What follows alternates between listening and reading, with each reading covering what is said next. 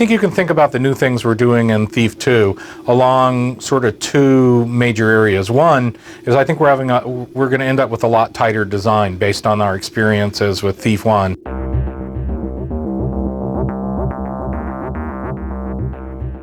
The second thing that is going to be new about Thief 2 is we're going to improve the technology of the engine some. New power-ups, new creatures, a larger number of things that really affect the gameplay.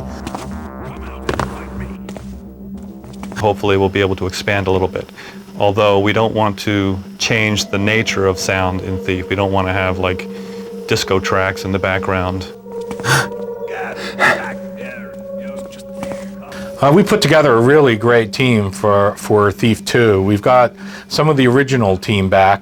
The lead designer, Tim Stallmock, was the lead designer on Thief. Randy Smith was also, who's a senior designer on Thief 2, was also one of the designers on Thief. We've also got Sarah Varelli, who's a longtime Looking Glass person, who was a designer on Thief. We've added a bunch of new folks too. We've got Emil Pagliarulo, who was the editor-in-chief at Adrenaline Vault. A person we've worked with a whole lot, who's done a lot of voice acting for us. In fact, she's a really talented designer too, Terry Brocious.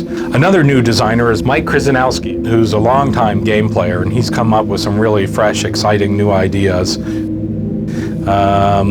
Rich Carlson, ZDIM to the Quake community out there. Another really talented designer Rich brought along with him from Ion Storm is Ika. Ika's working on some really exciting levels and his work's really turning out terrific. We've also got a designer away from Reality Bites who he had worked on Dark Vengeance in the past, Raphael Brown. And we've got a little bit of extra assistance from Mike Ryan, who worked on the original Thief and was also a designer on System Shock 2. One big difference between Thief and a lot of action games is that it's got a lot of story to it.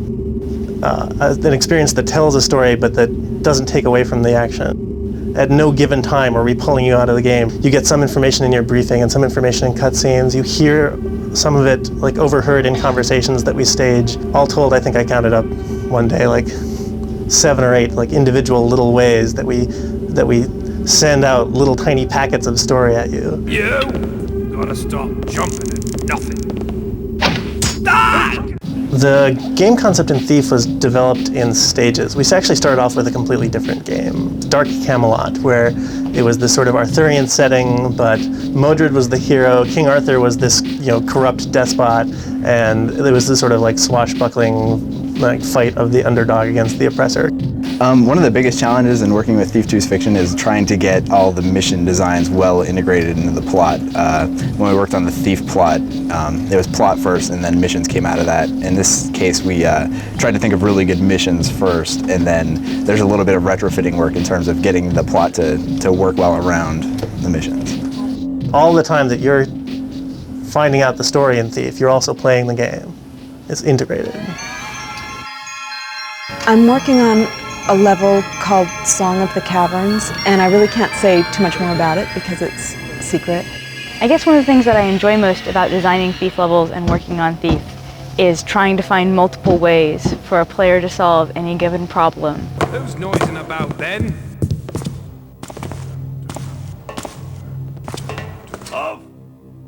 There are 3 main artists. There is me, who's lead artist. Mark's such a fanatic. When he took his vacation, he went to Europe this year and took a camera along with him and took thousands of pictures. Then there's Daniel Thrawn, who is working on the cutscenes, doing recurring role that he did in Thief 1, and he's having Jen Herbata to help him. She's doing both 3D modeling and some artwork in support of Dan's work on the cutscenes. It's a lot more interesting to do artwork for cutscenes where you really have a feeling for the character. I am a collector, Mr. Garrett, but there are some items that are not available for purchase. They must be acquired using other means. Matt Gilpin right now is working on, he's the only artist on Thief Gold. Probably the best thing for Thief is it really gives a mood, like a feeling. You have a very good sense of environment. Oh, well. Hey! Karen Wolf is helping on the briefings. Karen is very talented, and she worked on Flight 3. For our programming team on Thief 2, we've got Pat McElhatton, who's been a long time Looking Glass person. He's worked on a lot of our sort of sound technology. We've also got Bill Farquhar, who's actually done a lot of the special effects for our flight simulator line. A new hire, Alex Duran, he's doing a lot of the sort of basic technology with the installer and the build system. A game engine is a lot more than just a renderer. It's the real sum of all the components in the engine, the AI system, the object system, the renderer, the sound. And that's one of the things that makes the Thief engine so outstanding is the sum total of all of those parts really takes the engine beyond what most other engines can do. Most people think that playtesting is fun and they get to play video games all day. And in that, they're right. And it's really fun and you get to play video games all day.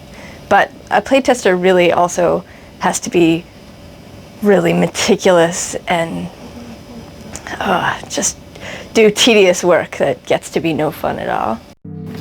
I can read the Wheel of Fate. Will Thief Gold ship on Monday? It's a heart, so things are looking good, I must say. Playtesting allows people that don't have any idea how the game works to give their feedback and say, I don't understand this. You guys have been working on this way too long. You know the plot and the story and it makes sense to you because you made it up, but it doesn't make sense to us. The audio department is 3 people. It's myself, a guy named Kamal and a guy named Ramin. It's nice to have them aboard. Pretty much everyone splits duties and does everything. Thief is very interesting sound-wise because it's one of the first games that really uses sound as a central part of the gameplay. Hey! What was that noise? Is that you? Gotta stop jumping it. You work hard on the sound and it's nice to have a game that really shows it off. In Thief 2, hopefully we'll be able to expand a little bit. Although we don't want to change the nature of sound in Thief. We don't want to have like disco tracks in the background because it's not appropriate, but hopefully we'll be able to do some more involved things. So after Thief 2, obviously there's talk about Thief 3, there's talk about other sorts of games. Looking Glass, of course, is also famous aside from action-adventure games for fantasy role-playing games, and Thief would be a really natural fit for that. Some games have the kind of like really hit potential where you start seeing the action figure or the comic book. At Looking Glass, we have some tremendous art talent, and great sculptors, great artists, guys who've done comic books before. And I'd like Thief to be the kind of game where you can go down to your local comic book store and pick up the Garrett and Victoria action figures. That'd be great. Someone asked me what I do. It's like, well, we make little explosion sounds and we write little stupid songs for computer games and you get paid for it. Well, people go, geez, how do I get that job? Working at Looking Glass is like working at a college dorm. You can work any hours you want as long as it's 18 a day. So, Working at Looking Glass is a little bit like being stuck on a long bus ride with 50 of your brothers. I haven't actually worked anywhere else in corporate America except when I was temping as a secretary. It's very different.